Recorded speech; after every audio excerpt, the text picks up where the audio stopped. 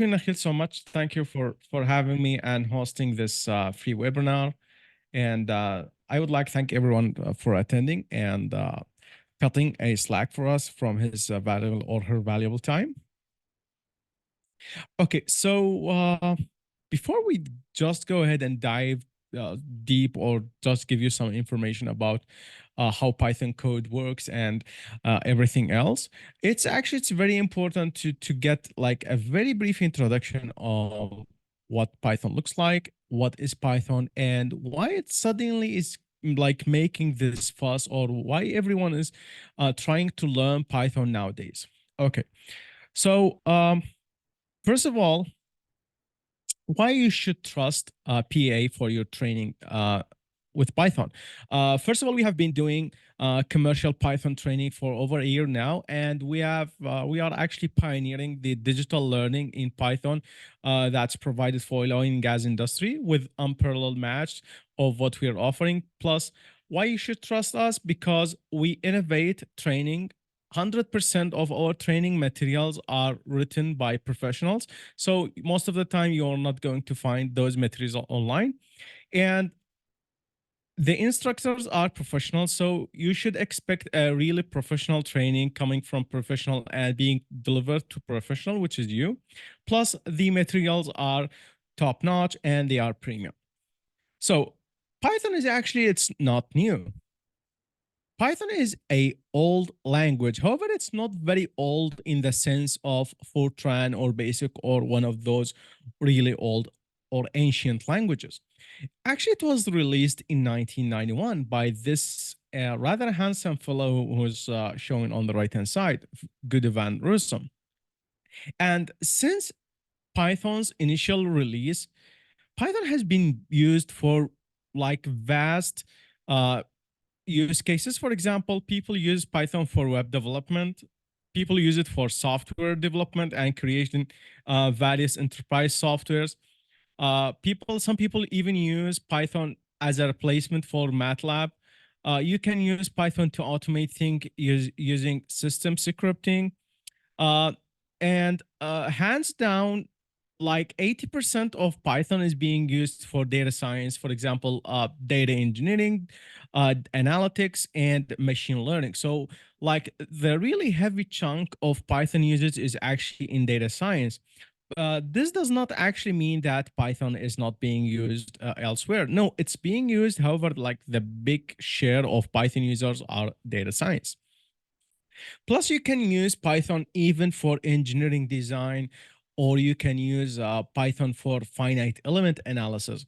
If you're familiar with softwares like ANSYS and Console, where you can use them to like create engineering design, Python can do that as well, basically. And it's not that hard to do, by the way. Okay, now we have known why people are using Python. Why you should care about Python either as a reservoir engineer or as a surveillance engineer, or even just like a regular petroleum engineer with no major or without like a specialty. There are lots and lots of points to cover on this subject, but I will just make like few statements from my experience and my knowledge. By the way, I have been programming since 2011, so that's almost 12 years. So first of all, once you learn Python, in addition to the knowledge that you have from your domain, you are setting yourself to innovate new things, apply new concepts, and create new workflows. For example, you can use Python to apply machine learning or reservoir engineering, or you can just use Python to create like really unique solutions that does not exist yet in commercial softwares. Because there are always benefits of using commercial softwares. However, the two downturns of commercial software, number one is the price, and number two is actually not all the required features are there. So there's always room for improvement. However, the improvement might be really, really late, especially adding new features to commercial software is a daunting task. Plus, it will take many years to be done.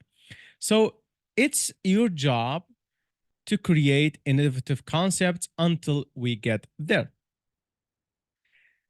Plus, you can also write really sophisticated reservoir engineering and monitoring tools. The tools you will write in Python, they are actually not that hard, and it's kind of fun. Plus, the tools that you will create, you can share with colleagues, and sharing code or sharing solutions with colleagues, it's not like it was like in the 80s and in the 90s. Nowadays, we have web applications or we have local servers that are running on our PC, which is something I'm going to show you today, by the way. Once you create this, you can just share the link to your application that you've created for like any specialty, and then you can serve that application right off from your computer. So any change you can make, everyone else who's using your software will get that particular change instantly. Plus, you can identify opportunities to develop. You can create KPIs. You can create development monitoring and operate large volume of data efficiently, which is something that like commercial softwares are actually, some of the softwares are failing at, because now we have digital oil fields and we have sensors collecting, and we have DCS SCADA collecting large volumes of data coming from the field. And those data, if not filtered by the commercial software, it will make the software really heavy, and it will be really lag. However, Python is not like this. Python, it's just really fast, even in working with large volumes of data.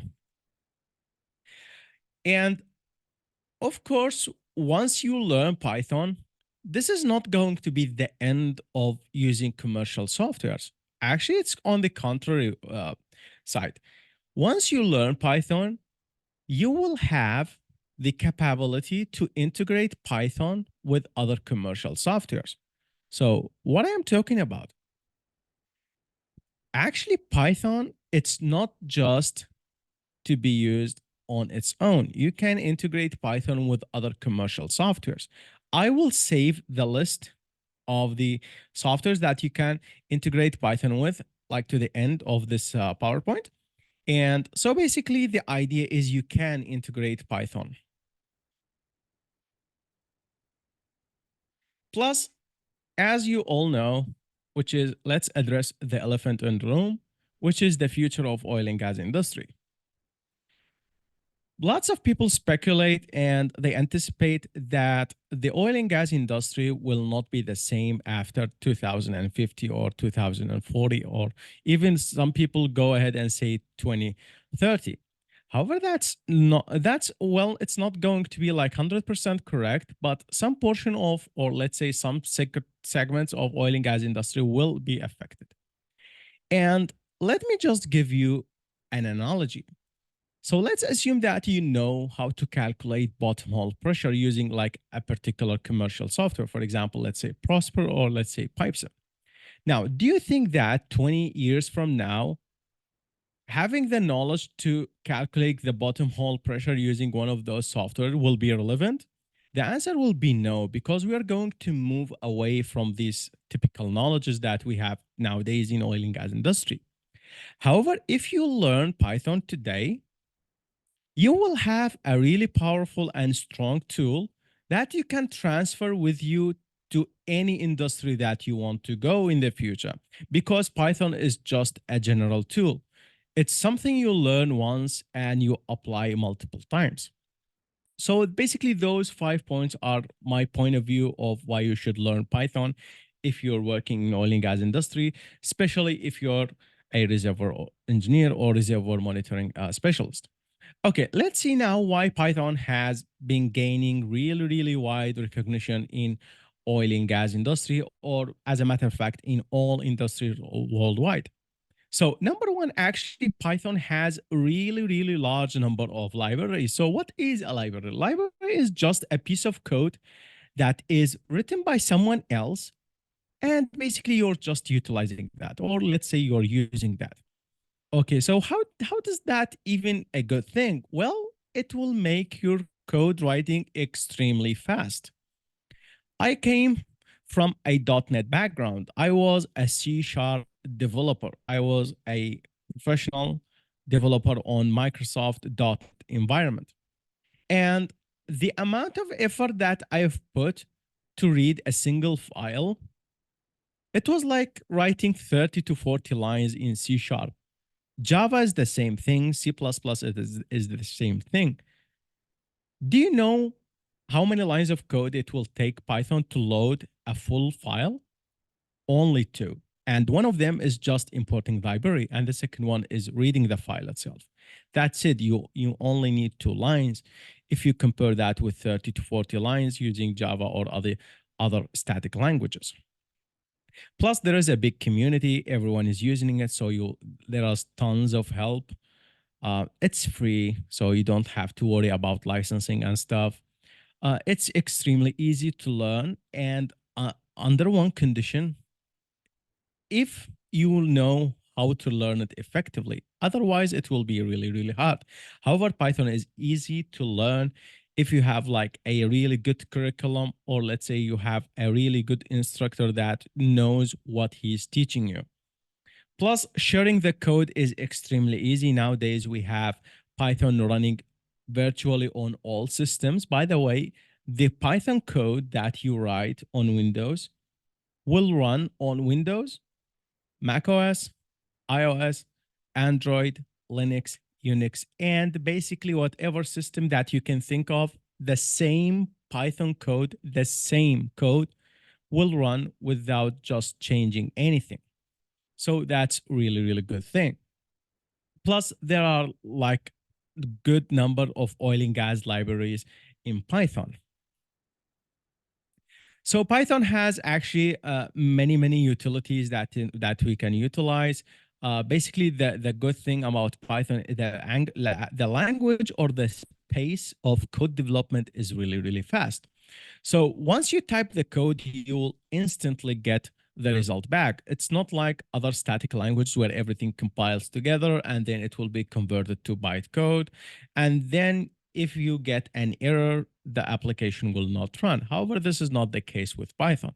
The code you write, you will just get the answer right away. So it makes it really good tool for engineering and scientific use. Plus, in Python, we have really good softwares that we can use to write code. And those pieces of softwares are known as IDEs, or it's short for Integrated Development Environment. I'm sure 100% that you have already heard that terminology. So basically, IDE is just a piece of software that you write code in it. What examples we have? We have a software called Spider, PyCharm, Visual Studio Code. And do you know what's the best thing? All of these softwares are free, 100% free, except for PyCharm. Like you have like a really different version of PyCharm, which is paid, which is I think it's like $100 a year. However, we have like other version of PyCharm, which is called PyCharm Community, which is 100% free, by the way. And now, what is the prospective future of those Python tools? Now, starting from 2020, we have seen really great shift of creating same Python tools. However, this time it's going to be online. And this generated really good softwares for us. For example, we have something now called Google Colab. So what is a Google Colab? It's basically a place, it's sits in your browser. You will write Python code in it. So you don't need to install Python. How cool is that? GitHub created a similar thing, which is called Code Spaces. And of course, we have Visual Studio Code created something similar, which is called Visual Studio Code Web. So those are all the options that we have if you don't want to install Python on your machine. If for some reason IT is just giving you a hard time and they are not accepting to install Python on your machine, then those 3 websites are your best bet to write Python code. And the best thing, all 3 are 100% free. Now, how does Python is relevant to the oil and gas industry? Do you remember one of the slides where how to utilize Python as a reservoir engineer, and I told you that you can integrate Python. Well, most softwares, or let's say most software vendors in oil and gas industry, they are shifting from using Fortran or C++, and they are now starting to offer Python as the language that you should use in order to write Python code for any given commercial software. So I'll just give you an example. Techlog. Techlog is Schlumberger's leading petrophysical interpretation tool. And what language you should know if you want to like create really advanced workflows in that software? Well, you might guessed it. It's Python. Olga is a production optimization and dynamic production simulation. It also started using Python from 2023. Pipesym started using Python from 2017. We have the IPM or the Petroleum experts, where you can control a full realm of softwares. For example, Gap, Embal, Prosper, Reveal. You can control all of these softwares using Python. How cool is that? Plus, we have the Geolog, we have the T Navigator, where it provides a native support also for Python. So knowing Python, it's not just like writing code on your own. You can write code even for those softwares, and you can integrate your piece of feature, or let's say the software you write, and you can integrate them inside those softwares to add new functionalities that does not exist yet. The process of integrating your code into those softwares is known as implementing the API, or let's say leveraging the API. What's libraries that we have that are relevant to oil and gas? Well, there are a lot. So I was actually really torn to what include for today's webinar. And here's a short list what I think is suitable for oil and gas, special reservoir guys. So first of all, you have Lasio, which is a library that is specializing in reading LAS files, and it's extremely simple to use. We have Fluids. Fluids is basically a multi-phase flow library, plus it provides some aspects of flow assurance engineering as well. We have the PZAPI, or the, let's say it's a production optimization library. You can use this for nodal analysis. You have another library called CoolProp. CoolProp basically is a library spanning on multiple programming languages. However, it has its own implementation in Python. You can use this to calculate different fluid properties. Basically, you can use this to create equation of state models. We have another really strong library. It's called OpenPNM. OpenPNM, it's short for Core Network Modeling, where you can create artificial porous media, and then you can just create simulations for it. For example, drainage, imbibition, and it's mimicking the scale of core analysis that's happening in the laboratory. Plus, we have another library which is called Rockify. It's basically used for rock properties, geomechanics, and similar things. Now, some of the example use cases, those are just basically examples coming from my experience. By the way, if you learn Python, you can come up with even many use cases, just multiple of this, what I am presenting. This is just an example. So in the reservoir engineering area, you can create PVT properties, you can do full-fledged well testing analysis, you can create a decline curve analysis, you can design fractures and calculate different fracture job properties before even you go through the job. You can calculate different petrophysical properties, and not just single well, you can even go beyond the single well and include full field petrophysical analysis, because Python allows you to work with multiple LAS files.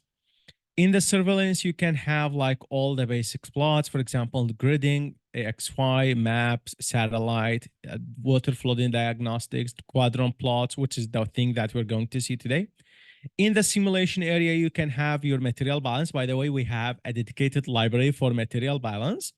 It's library, it's ready to use, so you don't have to write the code for it. So it's already there. Plus, we have some limited reservoir simulation, or let's say numerical simulation offerings in Python. However, if for 1D and 2D purposes, it's working really great. Okay, so I have been talking a lot, and The use case that we are going to see today is actually something known as heterogeneity index. Heterogeneity index is a really simple plot where you get all the production data, and at particular date, you will start comparing a single well to the average of the group. So once you do that, this will give you an opportunity to identify which wells are performing really good and which wells are performing really bad. And heterogeneity index can be applied on multiple things. You can apply it on water production, oil production, skim factor, reservoir, let's say reservoir pressure at localized area, depletion, sweep efficiency. Well, you can apply it on so many levels. So basically what we are going to do is we are going to create this plot. However, the way we are going to create this plot is really different. We are going to use an app that we are just going to write specially for this webinar. So the important thing that we need to know about this form of plot or this quadrant plot, this plot is actually divided into 4 areas. On the x-axis, we have the oil, and on the y-axis, we have water. So the conventional knowledge in oil and gas industry, the more the oil, the better, which is good. So as long as you're moving away from the 0 x-axis to the right, then it's good. However, the thing with the water is quite the opposite.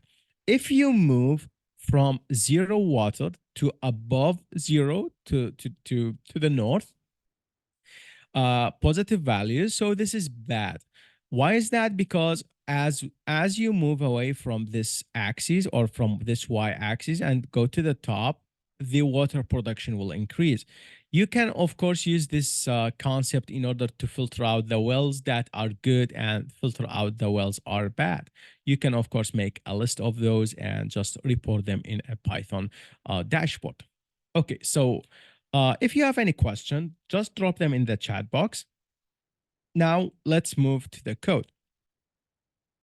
Okay, so basically this is called Visual Studio Code. So what is a Visual Studio Code? Visual Studio Code is one of those simple yet powerful tools that we can use in order to create Python workflows, Python codes, and etc. etc. So let me just show you what this code does. Basically you have 3 lines on the top. Those are known as imports. They import different libraries that are written by other people. I am just using them to add functionality to my software. So this is the beauty of Python. And we have just a single line. So basically our actual application starts here. So it's starting like from line number 5. So we have just a single line where it's adding a subheader, or let's say it's adding a title to my application. It's called Gas Reservoir Engineering. So let's just make this reservoir engineering. Let's call this webinar. Okay. And you will go ahead and save this using Control S. And once you do that, this will actually already created a server for me. Now, do you see this web page? Well, this is not a web application. This is known as a Streamlit application where you can distribute among your colleagues using this piece of link. So you'll send them this link and they can just browse whatever application that you have created. So it's not just the code that you write, it's for your own. No, it's also for other people's. So let me just show you how this works. Okay, so let me just put everything side by side so you can see as I am writing the code, you will see that the application that I have created on the right-hand side will be updating as well. Okay. Now, let's first, before we go ahead and do anything, it's important to get the data. Now, where does the data come from? The data is actually sitting on my computer and it's with this file. So we have all the production data from a particular field. By the way, it's close to 20,000 lines of worth of data. So we are going to read that and you will just see how fast it is. So in order to read data, we are going to use the Pandas library, which is already I'm importing. So I will create something known as a data frame or a variable that will hold this data for me. Okay, so it's really, really simple.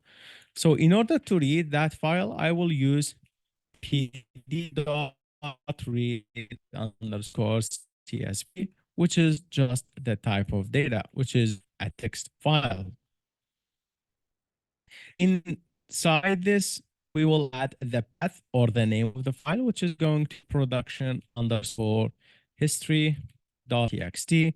And of course, you have to specify how the file is separated, which is very similar to what we have in Excel. If you have worked with the data pasting in Excel. By the way, if you have any question, just drop it in the chat box. I will try to answer as many as I can. Okay. So if you want to view all of your data, just write off in front of you in the application, which is something I'm not suggesting, but you can do this. So how do you do that? Is basically you will write st, which is short for Streamlit, dot data frame. Data frame is just a fancy name for table, by the way. So you will type data frame and then you will save it using Control S. There we go. Now the application is already updated and this is all the data that you have. You can, of course, just maximize this. Search, you can even go ahead and search for a particular well. So let's search for HOGL3, for example, underscore, let's say 832. And you can see right off the bat now it's just creating this search query and it's searching for wells that match this result. Okay, so this is basically how you can interact with this table. However, the table is not what concerns me. We need, in order to apply the heterogeneity index, we need to create a date filter. So how do we create a date filter? So basically we need to actually use this date column. Okay, so before we go ahead and use the date column, it's important to double check if the date is in correct format. So how do we check that? It's very simple. You will just type data frame dot date. Then I am just going ahead and convert that to date time, just to be sure that the date is actually a date format. It's not just a string. This is just an extra step just to be extra careful. You can just omit this line of code if you don't like it, by the way. Once you do that, now it's time to actually get, or let's sort our production from the minimum date to the maximum date. So how do you do some form of sort in Python? In Excel, you can just go ahead and in the filter tab, and then you can activate the filter in the data tab. You sort in Python, it's not like this. You can just use a single line of code to do your sorting. So data frame equals to data frame dot sort values. Now, how do you want to sort the values? So I want to sort the values based on my date. And of course, the ascending will be set to true. So what does this mean? It will start from the smallest value to the largest value. If you set the ascending to false, it will be the quite opposite. So the larger dates will be at front. Okay, now once you do that, it's now time to add a nice feature to our application where we can select a date, like some scroll something, or it's basically known as a slider. So let me just show you how do you do that. Before you go ahead and do that, it's time for us to extract the unique dates, because you can see some dates are repeated among the wells. So in order to get rid of those repeated dates, it's actually basically you're creating a variable. Let's call this dates equals to data frame dot date dot unique. So basically this is it. This will return all the unique values, which are non-repeated values. Okay. Once you do that, it's basically time to start adding more options to your, let's say to your software, by the way. Okay.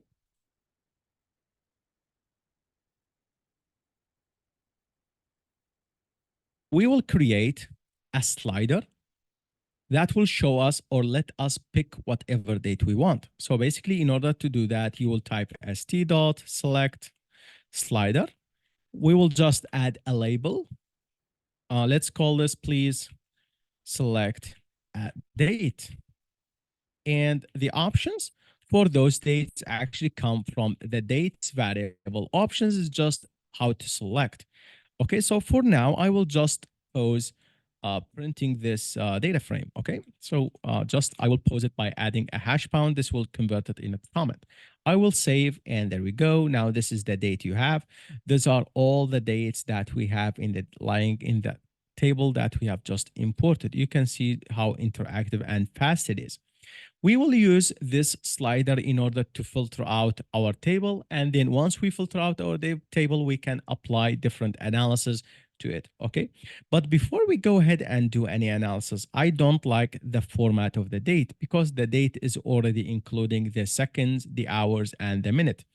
In order to get rid of that, which is basically really, really simple, what you will do is you will just extract the date portion of that particular date. So you will just write this line of code, date.date without the time. So if we go ahead and save this, you can see that the line of code that greatly affected how the visualization appears. By the way, this is the minimum date, or let's say this is the minimum data found in our database.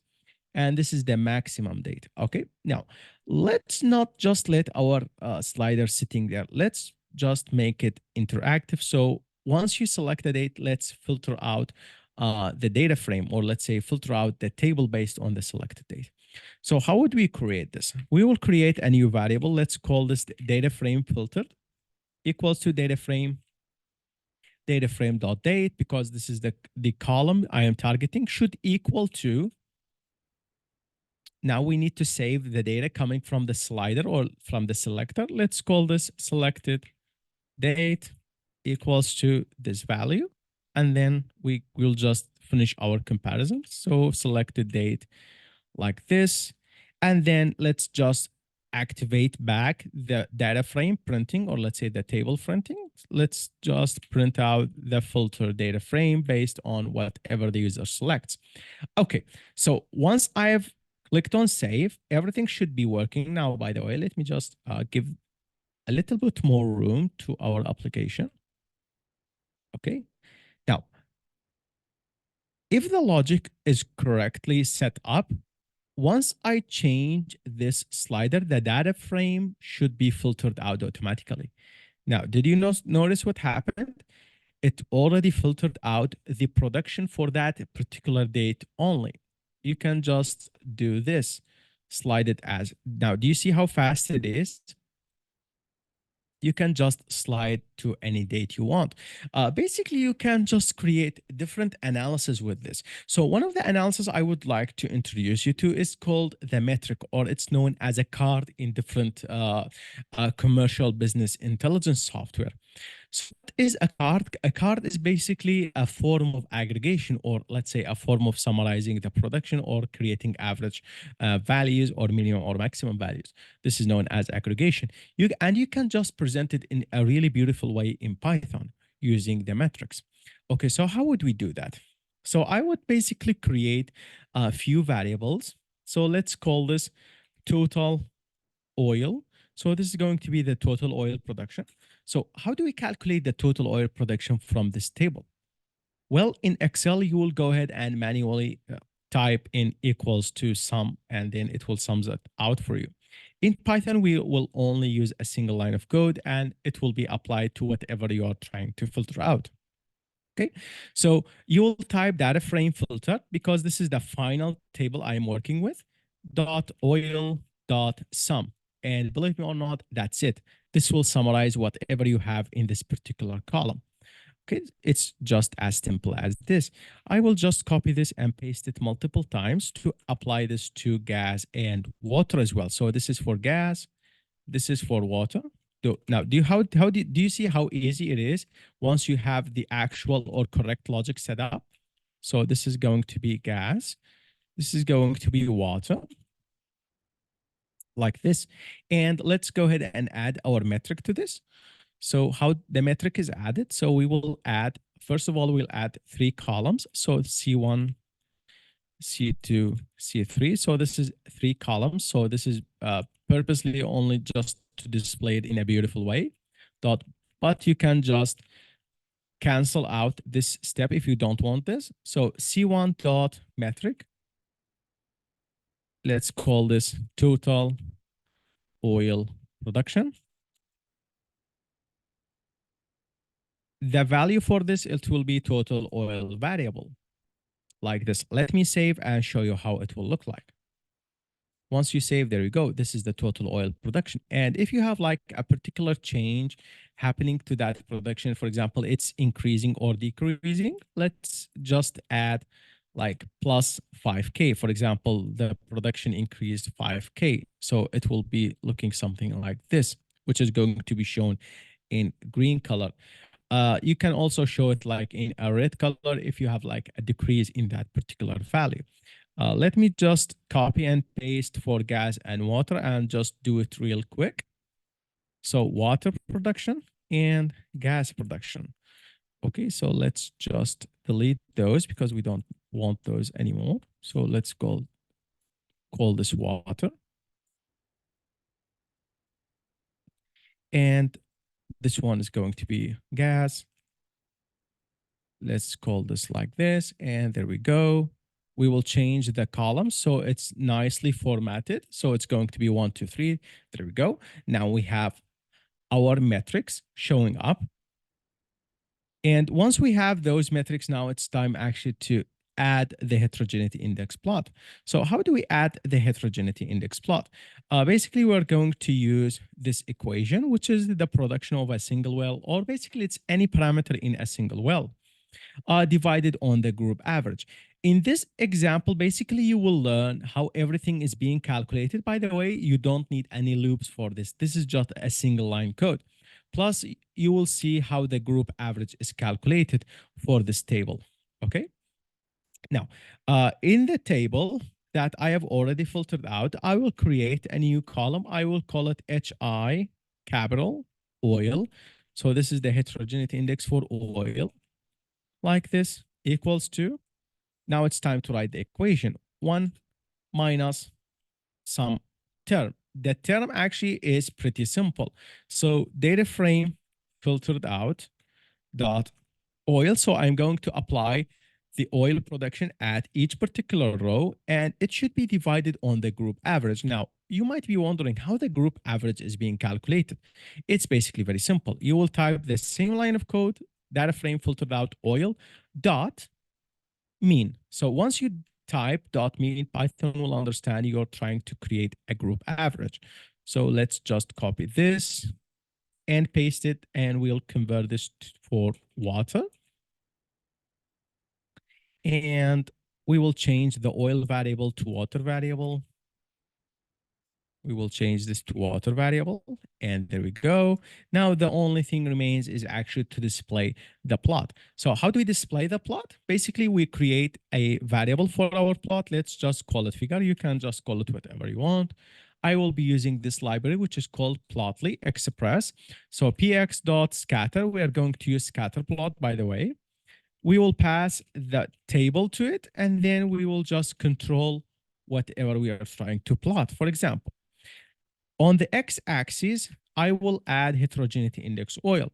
You can, this is just something that is conventional, and it's relevant. You can just add on the x and y whatever you want. Y-axis, it's going to be for heterogeneity index of gas, or let's say for water. By the way, you can create heterogeneity index for gas as well, but we are not doing that today. And I will be coloring those scatters based on the unique ID, or let's say based on the well name. And the size for them will be basically coming from the gas production. So the size of those bubbles, it will be indicative of the actual gas production. So you will have multi-dimensional plot. And how do you display the plot? You will type ST. Now you know that there is a pattern. Once you type an ST, meaning that you are trying to create an interface component. So st.plotly underscore chart, and then we will just pass the figure to it, and we will save it, by the way. Once you save it, you should see an example just like this. There we go. Now this is basically our scatter plot created. And let's just filter out the date. You can see as long as I am selecting any particular date, you can see the scatter plot is updating itself, or let's say it's changing. And the size of those scatter, or let's say the size of those dots, it's actually dependent on the gas production. You can just change this to anything you want, by the way. The only thing missing is actually to create the quadrants. And basically, I'm not going to create the quadrants manually. Python can do that for me by changing the template from the default template to none, like this, control and save. There we go. Now the quadrants, it's now already created. If we make this application a little bit bigger and we go to settings, we will make this as a wide mode. And of course, we can change this to dark, by the way. You can just create your custom theme as well. I will just shift back to light. So you should know that there are a few settings that it's applicable. And now you can see the plot is not taking the full screen. So we can adjust that property as well by activating use container width, and should be set to true. Once we do that, it will take the full screen. If we maximize it, and there we go. And basically, you can do lots of things. Now you can see that actually our data table is now pushed to the bottom, so which is not very good. Now, what else you can do? Basically, you can just create multiple tabs. So each tab will hold a different piece of information. So let me just show you an example how different tabs can be created. So let's just create tab 1, tab 2. Tab 2 equals to st.tabs, and let's just give it different names. Let's call this basic view. Let's create another tab. Let's call this data view. Okay. So once we do that, we can just print out that table in T2, which is corresponding to the table view. Let's save, maximize our application. And I believe that we have like a little bit errors in there, but basically this is how you create two different tabs. Let's just revert back the code. Let's convert those parentheses from brackets to parentheses, and it should work basically. Let's delete this, which is extra.